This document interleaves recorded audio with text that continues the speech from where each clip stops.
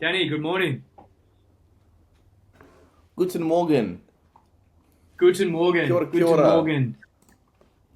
How we doing? Brother, we're rechecking back in. We've had a wild adventure to Dubai. I had a wild adventure coming back from Dubai. And now we are on the upward trajectory, bringing tokenomics mainstream and digital assets simple to build and manage. What happened to you over in Dubai, brother? It sounded like you had a bit of a rigmarole trying to get home. I did, yeah, yeah. We had a good time with the Brink team on the yacht, going down those canals of beautiful Dubai. I had a Had a bit lovely too much time. of a good time, and enjoyed the lovely hospitality that Brink offered in the form of beers, too many beers, and slept through my flight, and so I was in Dubai airport for a bit longer than anticipated. That's fine. That's fine.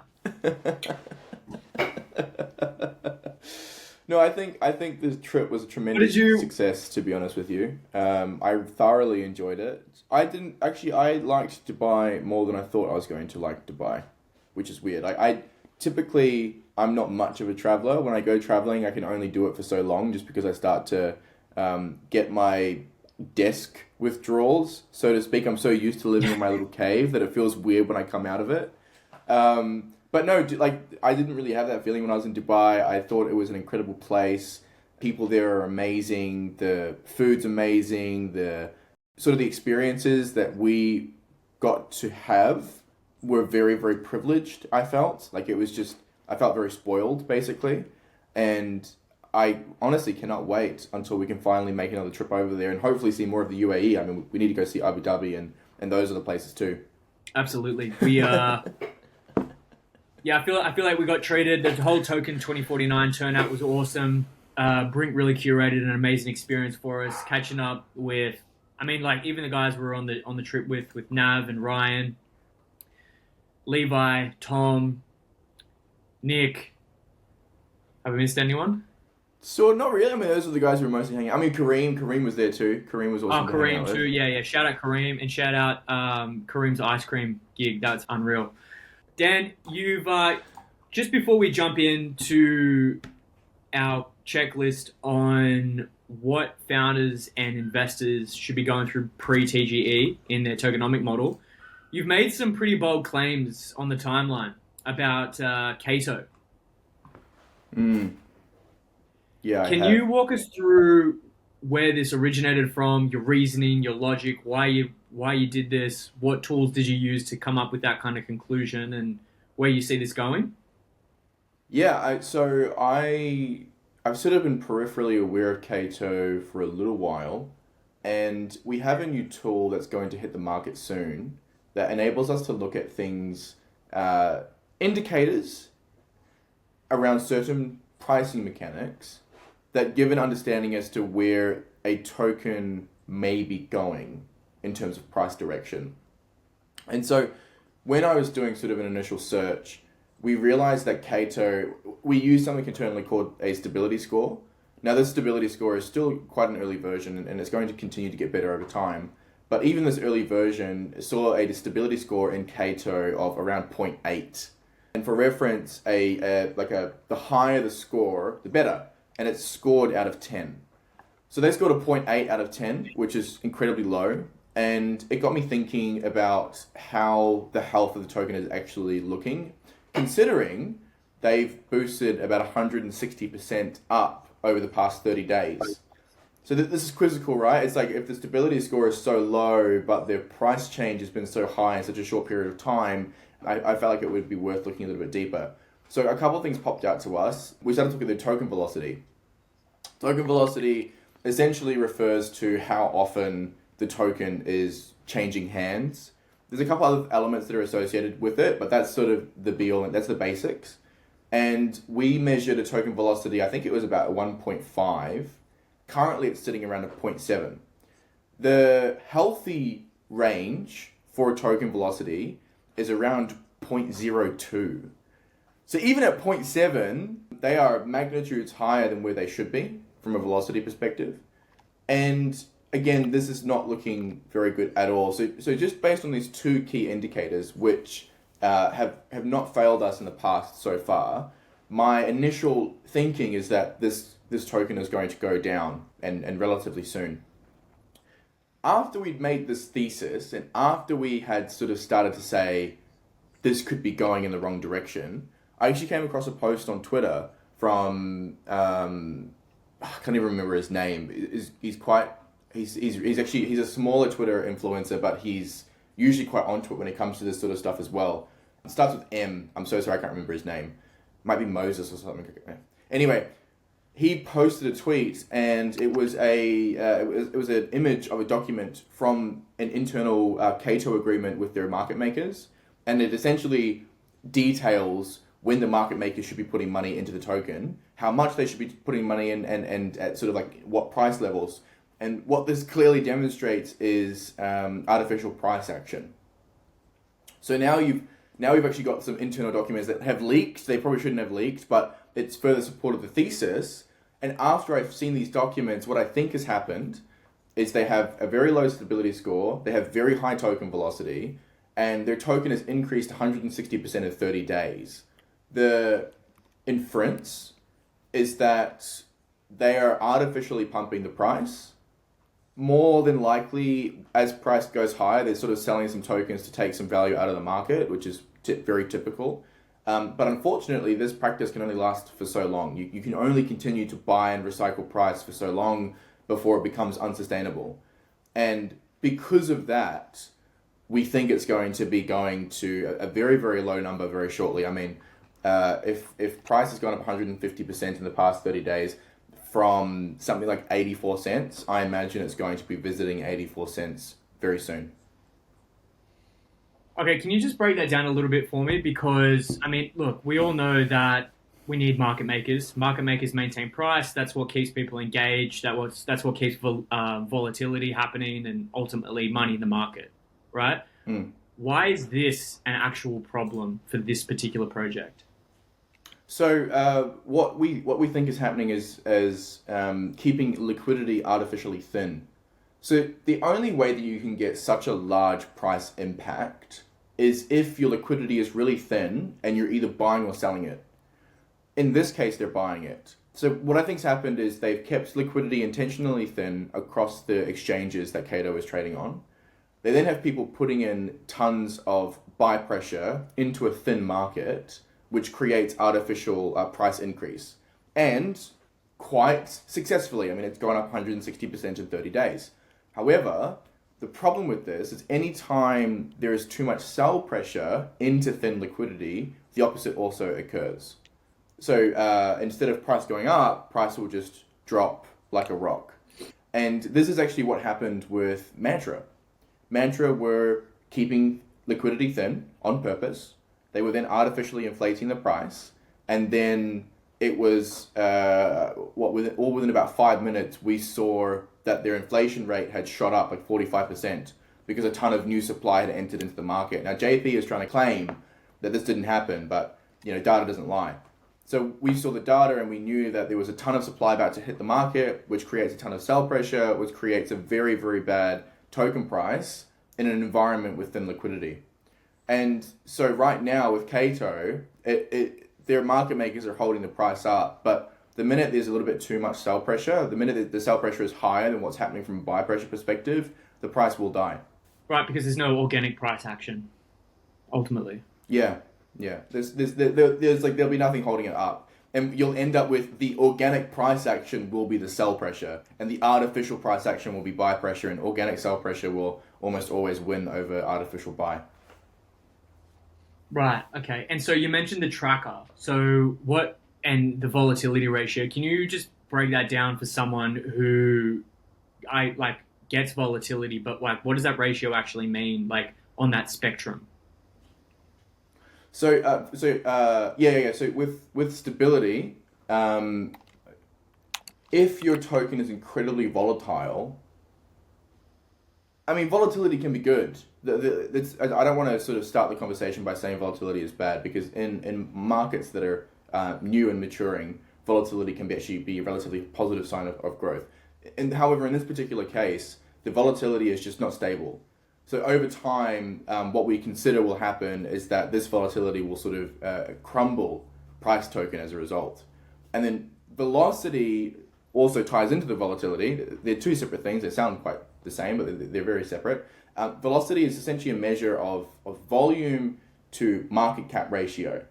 So what we can infer, if you have a 1-to-1 volume to market cap ratio, it basically means that there is as much volume being traded in your token as there is market cap of your token, which is really, really bad and poor sign. Because again, if you think about it, if you have all of this volume turned to sell pressure, your market cap will not be able to save you. And the outcome is that it essentially dies. I'm being a little bit vague here on purpose, just because of how we sort of pull these metrics together. It's obviously it's IP, it's proprietary. But the idea is that if your velocity is too high, if your volume is too high relative to your market cap, there's a big problem. And if your token is not sustainable in the long run, it will basically die. I'm pretty sure Bitcoin's stability score is always hovering quite high, somewhere around 8 or 7. Right, okay, I see what you're saying. So basically a combination of wash trading, market makers holding up perceived organic price action won't be able to combat organic sell pressure. Therefore, you eventually end up in a death spiral because there's only so much market. That is a very excellent way to summarize it, yeah. Okay, wonderful.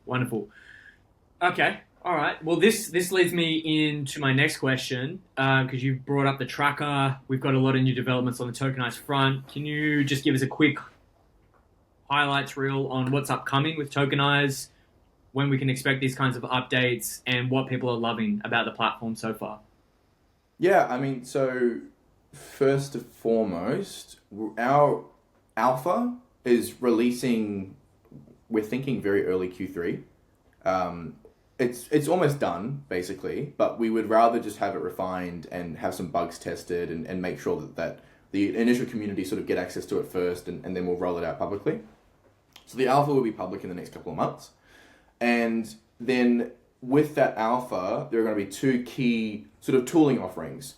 There's going to be the build side of Tokenise, where you can still jump in and you can build out your tokenomics model, and it continues to be the most sophisticated token modeler in the market, which is very cool. And then there's the track side, where you can track the assets that you're creating on Tokenise, but you can also track any asset being listed through CoinGecko in real time. This is going to be really important for people so for one, if you're creating an asset through Tokenise, the tracker will be incredibly important for founders, because now you can monitor the health of your token post-TGE, which is obviously incredibly important. You need to make sure your token is healthy and sustainable once you're in market. I think a lot of founders launch and they think that's my job done, but really you launch and your job just became a lot harder. And then the second type of people that will be really beneficial from this is sort of like analysts. Maybe you're a trader as well, who sort of want a bit of an edge over the market. The tracker will function as a really clean way to understand how tokens are performing at a depth that is not exactly offered in the market at the moment. The reason why we feel confident about this is because we know how to build tokenomics healthy and sustainably. And because we know how to do that, we also know what markers and mechanics to look for that may cause problems with the token, if that makes sense. So best way to think about this is most of the market is trying to measure a patient's heartbeat through listening through their knees. We know to look for the heartbeat itself. I like that. Okay. Now, this brings me, this is a good segue. Okay, so obviously you've got the platform can do the modeling. You can actually measure the heartbeat through the heart. You can start to measure that performance and monitor that performance once it's in market as well. But I really want to dial back in just before it's in market. So basically a pre-TGE Bible, right? Now this thing could be infinite because there's so many variables going on in the market. There's so many variables at any given time. As a founder, as an investor, it's like, what do you look at? What do you consider? There's way too much. What I want to do is jump into a 7-point checklist that you would recommend, that you actually walk founders, investors, venture capital through to make sure that cover these 7 points or less or more. I'd like to keep it around 7 to make sure that you've got a fighting chance to make a name for yourself in the market. Now, before we start jumping into that, if you could force every single token founder, capitalist, investor, DAO, community member to tattoo one tokenomic rule to their forearm as a constant reminder, what would that be? Keep liquidity deep. Okay. Keep I like liquidity that. deep. That is the biggest. Right here? Put it as a tramp stamp. No, tramp stamp. Yeah, no, but I can't see the tramp stamp. It's on the back. I need something that I'm going to see all the time. You know what I mean? So keep liquidity deep. Maybe, you know what? Maybe forehead. So every time you look at the mirror, it'll be reflected back at you. I like it. Okay, cool. And that's why you're a founder, because you keep liquidity deep. Brilliant. You keep liquidity deep. Yeah, it's super important. So the gap between tokenomic spreadsheets and market reality has killed more projects than I think it's succeeded. We've got like a 2% success rate in terms of how many tokens are launched versus how many tokens actually succeed. Probably lower than 1, to be honest. But yeah, I agree. Like it's low. It's very, very low. Yeah. Okay. So of these projects, a lot of them claim utility, but they end up purely being speculative, right? What metrics do you use to quantify the utility to speculation ratio? And what threshold do you consider a token's utility strong enough to withstand market pressure? That's actually a really interesting question. So there's a couple of things I look at. So with utility, I have this theory that of utility coins, 99% of them it's all total bullshit. The thinking is that most of the reason why cryptocurrencies exist is to fundraise, actually. I don't know if the market is super aware of that, but most of the time it's for fundraising purposes. The reason for this is since 2020, VCs figured out that they could quickly jump into a project, they could put some money in at a super low price, token, ends up being pushed up in terms of market cap, gets pushed up because all these investors come in. So when the token launches, the investor has already made like a 5, 6, 7x, right? And then it's as soon as the investor gets their tokens vested, they'll sell, they'll dump, they'll make a profit, and they get out quite quickly. So they get like a liquidity event in 18 months instead of 10 years, which is the typical turnaround time. Ironically enough, very, very recently, just in the past couple of months, I've been starting to see some VCs on LinkedIn saying this is probably not the best way to do this anymore. Tokens are now not really performing the way they used to. And 7 to 8 year time horizons are back, which is sort of fun because we've always felt that sustainability makes way more sense. Anyway, this is what occurs, right? So you've got these tokens that are sort of wrapped up in sort of bullshit utility. That said, the tokens that are actually, or the companies that are actually driving real utility do often see better benefits. So an example that I can think of off the jump is Chainlink. Chainlink has continued to stay around as a sustainable asset.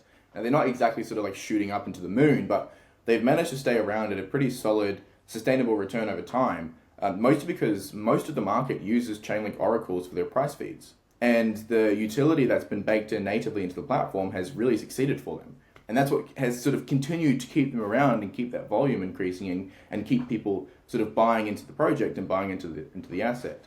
So I like that. So I think most of the time, the utility to speculation ratio is going to be very heavily skewed towards speculation because most assets are just used as a way to invest.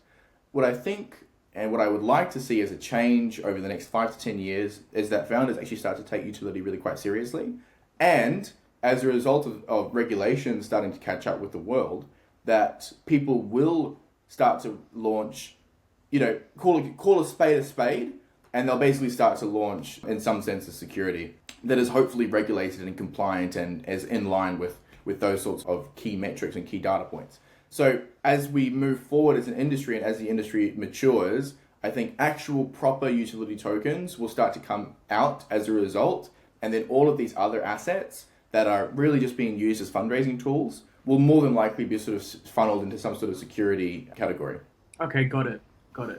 And so it doesn't necessarily, what I've understood is, doesn't necessarily mean the token needs to it perform a function that someone is actually willing to pay for, and they're using the token for that. But the token itself is a security, and it can represent a greater asset as well, an investment vehicle. Yeah, That's highly yeah, liquid. yeah, yeah. I think so. I also think in some sense, like Tether in a way is kind of a utility token and kind of like one of the ultimate utility tokens because its entire usefulness and entire function in the market is to stay stable and to act as some sort of stable referential asset for the rest of the market to benchmark off of.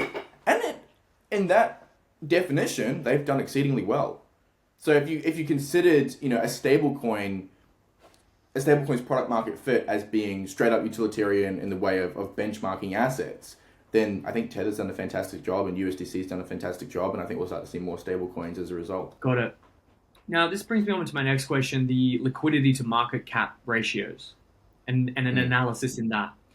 So venture capital is increasingly looking at not just tokenomics, but overall market structure. What are they going into? How is it going to perform? Is this a worthwhile investment? How do you analyze the relationship between liquidity and market cap to identify if projects are building on sand or rock solid foundations? Yeah, that's a really good question, and the way that I immediately approach thinking about that is like my mind immediately goes to low float, high FDV tokens. Mm-hmm. So low float meaning circulating supply or liquidity, and then FDV meaning fully diluted valuation. Low float to high FDV tokens almost always trend towards zero. It's I don't know if you would even call it a phenomenon because of how often it tends to happen. It just seems to be that is the case. I think it's mostly because you can think of it like a building, right? If you've got a huge mega structure sitting on shifting sands, eventually it's going to fall. It's just the foundations aren't there. And so the way that I look at this is the best way to get a proper understanding is to have much, much higher float. And this ties me back to that original thing that I said is keeping liquidity deep. The best way to establish solid foundations in any asset is ensuring your liquidity is super deep. It's like the way they built the Burj Khalifa, because obviously it's this mega structure that's sitting on sand, is they drove, I think it was like 10-story rods of metal into sand. So now you've got these massive pillars that exist in there. And then they have this like electricity system that sort of is constantly running so that the rods don't oxidize. It essentially prevents it from decaying over time. So you've got these massive 10-foot rods wedged into the sand, and then you've got the foundations built on top of that, and then you've got the Burj on top of that. So it's essentially the difference between a low float to high FDV, you probably have no rods. A high FDV to high float, you've probably got a few rods jammed into the sand. When I also work with founders on how to design their tokenomics, most of the time they come to the platform, or they come to me, sorry, and they'll say, I don't really know how to value my project. I've got like 10,000 followers on Twitter, and we've got one investor who's keen to put in some money. I think we're worth 50 million when we go to market. And it's just totally arbitrary. Like they just pluck the number out of a hat. And I think one thing that will help founders start to build better sustainable projects is actually having some sort of benchmark or some sort of data point to help to value their tokens against. And that's actually what we're doing with the platform. So, you know what I mean? I feel like I've gone this massive roundabout way to answer your question, but I think we need to be helping founders build out tokens from the start with better foundations and better ways to value their assets. And hopefully, we'll start to see tokens that have low FDV and high float. And hopefully, those tokens will start to see some better outcomes. Got it. Now I want to jump into liquidity provider concentration risks. What kind of percentage range of liquidity provider control in a pool is a rug pull waiting to happen? That's another really good question. You're coming out here with like the heavy hitters this morning. I like it. We are tokenomics experts, my friend. We are tokenomics experts. This is what we do. I think so. I'm not sure where the data supports this. But my initial gut feeling is you wouldn't want more than 50-50, basically. So there is a term called protocol owned liquidity. Mm-hmm. This is where the protocol itself, the company itself, owns all of the liquidity sitting in a liquidity pool. The reason why this is good is because it reduces the risk of liquidity providers rug pulling the project, and then you end up with low liquidity, and then it has disastrous price impacts. However, 100% protocol-owned liquidity actually also sort of has the same effect in reverse, because now the company itself could also just rug pull, and it's not necessarily amazing for trust.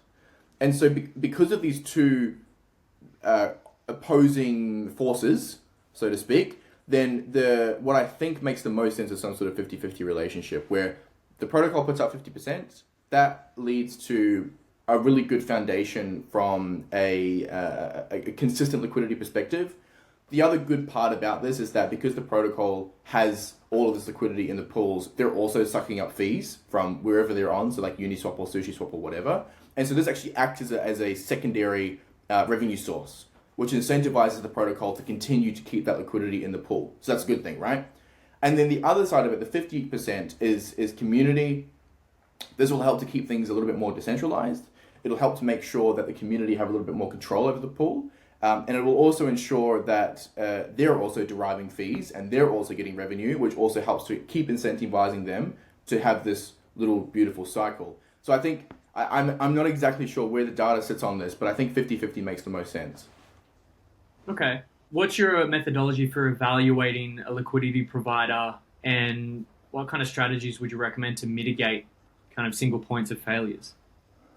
So, I mean, the most obvious example, the most obvious answer as to who a liquidity provider is someone, of course, who is providing liquidity. But the problem is that you could provide liquidity today and you could pull it out tomorrow. That's a huge risk that most protocols have to constantly deal with. I mean, to be honest with you, because of how these markets exist, I could put it in now and I could pull it out in an hour's time. So it's like this constant ticking time bomb in the back of your mind, right? The way that I work with projects to help to reduce this risk is to set up things called liquidity mining programs. So initially what we started to see with liquidity mining programs, it's nothing new, but we sort of saw liquidity mining programs around the idea where when you provide liquidity, if you've never done it before, you get a debt token. So you put in, say, ETH/USDT. So you put in these two assets. You get one asset back, and that one asset says that at any one time in future, I can trade this asset back for my two assets. And that's what we call a debt token. Now, what I do with founders is we say, okay, your liquidity providers will all have debt tokens. Why don't you let them earn rewards by locking these tokens up? So lock the debt token up for 3 months, 6 months, 12 months, whatever that time frame might be. You might even reward them extra for longer time frames locked up. And then you reward them in some sort of yield. Typically in the past, this yield has been in the form of another cryptocurrency. So you end up sort of in this Ponzi-nomic cycle. What we're starting to see now, what the trend is becoming, is different types of assets. So first example is profit sharing. So as the protocol earns more money, they will essentially reward those who are staking their debt tokens for some sort of profit share revenue yield, if you will, usually in the form of USDT.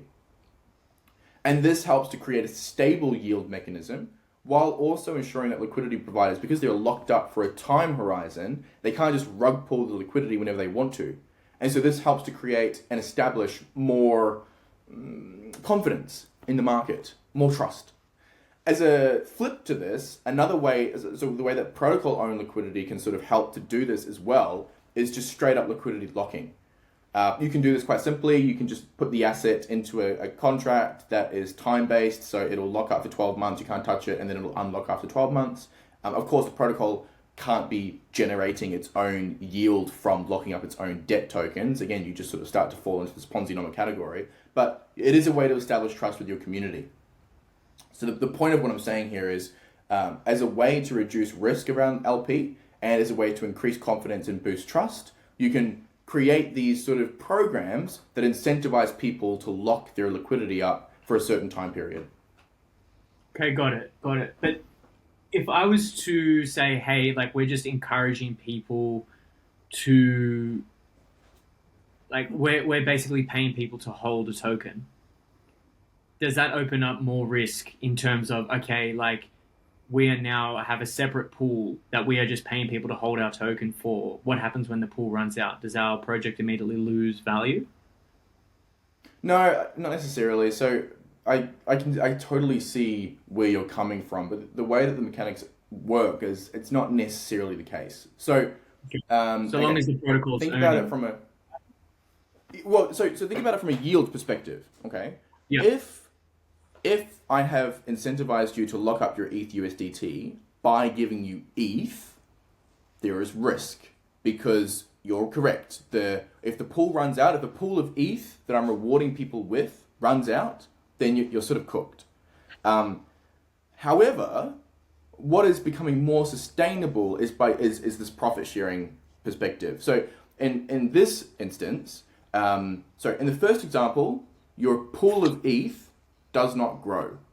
It's just sort of because it's a static pool of assets and it will slowly reduce over time. With a protocol profit sharing pool, the idea is that as the protocol gets better, as it grows in terms of users, and as it increases its revenue, the pool that you can reward users in actually starts to grow. And now you can help to scale this and reduce the risk of the problem that you just suggested.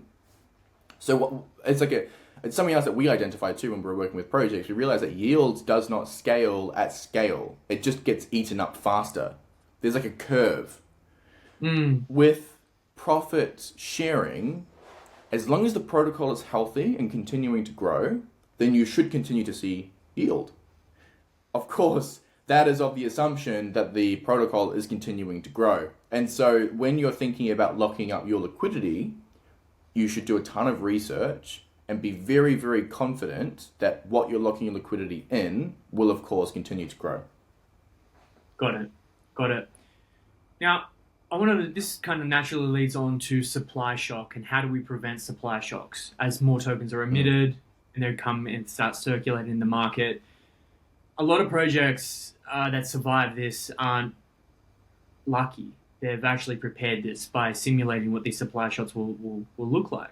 What kind of monitoring systems or tokenomic kind of circuit breakers have you successfully implemented to detect and prevent these kinds of cascading liquidations before they happen? Yeah, so this is an interesting one. With supply shocks, basically, supply shocks go hand in hand with a mechanic called sell pressure as well. So the reason why is what is a supply shock, right? So when a ton of supply enters into a market and there is, low demand relative to how much supply there is, you get something called a supply shock, and that results in a very quick decrease in price.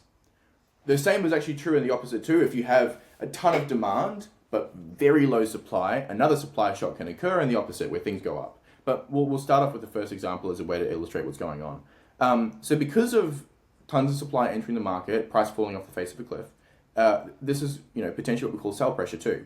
Because when supply enters the market, it's not like price immediately dies. It's when this supply starts to get sold off and sold into our liquidity pools, that's when you start to see a big price decrease. Now, based on where the price is of a token and based on the liquidity in a pool, there is actually comfortable thresholds that you can meet.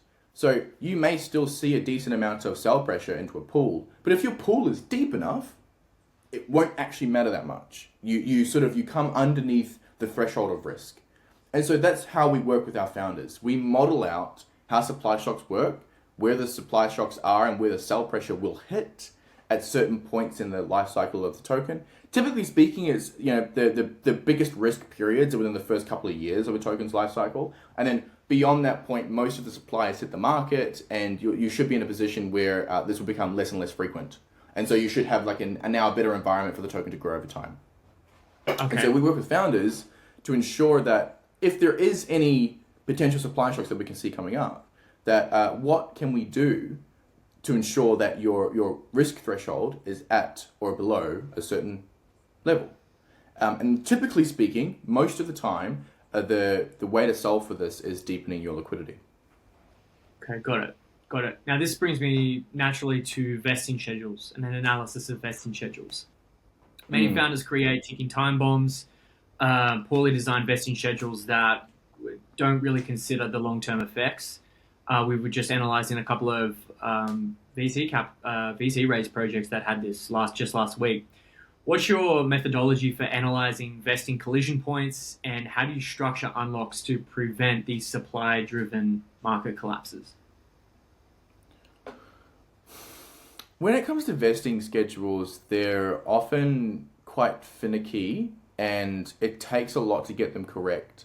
So if you have a token, like, let's think about allocations. Actually, allocations are an easier way to think about it. So if you have an allocation of 5% and that's vesting over 4 years, then you have a relatively small amount of supply that is consistently vesting over a long-term time horizon. And to a certain extent, you could assume that over that 4 years, it's almost certainly going to be consistent sell pressure.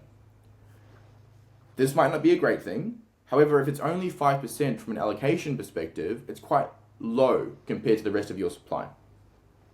So that's one example. Now, contrast that with a 20% or a 25% allocation over a 4-year period that is just seeing consistent sell pressure. That basically acts as like this constant dampener on your token price.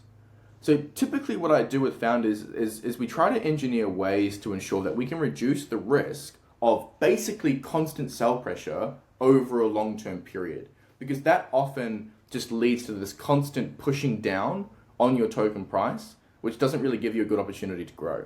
And it can be quite unfortunate. You can get sort of stuck in these constant accumulative, sideways trading phases for years. And because you're not trading up, sentiment starts to, falter. And then that starts to cause this, inevitable drive towards zero. And that can be obviously that's a big problem. Not even can be, that's a huge problem. So what I do with founders is I find ways to ensure that whatever vesting period they're thinking about doing, it actually makes a lot of sense contextually speaking to their allocations. And it makes sense contextually to how their sell pressure is being modeled out. Typically speaking though, the sharpest, most high-risk areas for sell pressure and supply shocks are like within that first 3 to 9 month period, because often founders want to unlock 25% of their supply of a particular allocation for whatever reason, and that can cause these big sell pressure hits. So I work with these founders to make sure that the waters aren't as choppy when it comes to their vesting structures. Okay. And how do you apply that to emission schedules as well? Is it generally very similar? Like, how do you engineer that to be sustainable over these multi-year cycles? Yeah, it's the same thing. So like emissions, like in staking rewards programs, for example, or emissions in like liquidity rewards programs, whatever it might be, it's the same thing. It's as new tokens are entering the market, just simply speaking, it's going to have some sort of impact on price. And so ensuring that you can get ahead of that is going to be really important. The other thing too is quite cool. So anything can happen when you're in the market, of course. Like the market ultimately will decide your price. So before you go to market, we'll simulate out as best we can the theoretical sustainability, trajectory, growth of your token. Once it's then in market, our tracker can start to give you more and more in-depth details as to how the token is going over time. So as an example of this, you imagine you're a founder and your token's in market. It's 12 months post-TGE. You're too busy focused on a product launch that's coming up. You're consumed with it. Your team's grown about 2x and you're under the pump. It's going to be quite easy to forget that you're having a big unlock in the next couple of months. And so our tracker won't forget. Our tracker will let you know. Our tracker will say, hey, founder X, we noticed that you're going to have a bit of a decent unlock in the next 3 months' time. Is there a way that we can help to solve this together? Okay, got it. So it's being able to understand what's actually happening on chain, keep you reminded, where to deploy liquidity, when to engage KOLs, bring up a new conversation with the market maker, these kinds of parameters that all affect their token's performance in market. That's how you manage those kinds of emission schedules. And then I guess vesting comes in a similar kind of bucket as well. Is that right? Yeah. I think actually, it's a fun, an interesting analogy that I just thought of. Is it's sort of like GPS. So say you go on Google Maps and you map out where you're going. So you're going from A to B, and B is a half-hour drive. And on your Google Maps, it shows you exactly where you need to go to get to B. It shows you which streets you need to go on. It shows you how long you need to be driving on those streets, all that sort of stuff, right? But you're not going to remember that, especially not while you're driving. So the GPS continues to help track you along as you're in the road, as you're in market. And so that's what we can do. We act as the GPS. We will help to build out your journey for you to try and get you to be as quickly and as efficiently as we possibly can. And then when you're on the road, meaning when you're in market, our GPS, our tracker, will keep you on the right path. Got it. Makes sense. So if we were to summarize what we just went through in our 7-point checklist pre-TGE for founders, venture capital, accelerators, if I was to say, wrap that up and be like, what are these 7 key points? What would you say? First one, you're going to have to remember. So first one is keep liquidity deep. That's obviously incredibly important.